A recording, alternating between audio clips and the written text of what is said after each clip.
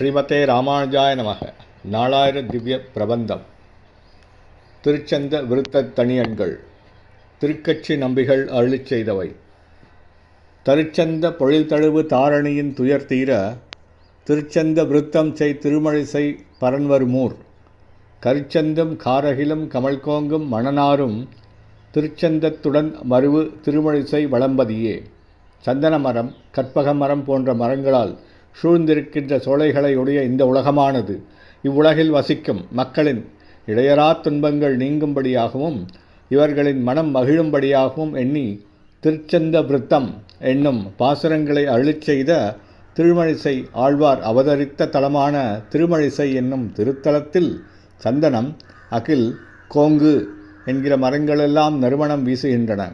மனம் குறையப் பெறாமல் திருமகள் அந்த திருமழிசை என்னும் திருத்தலத்தில் மகிழ்ச்சியுடன் திகழ்கிறாள்.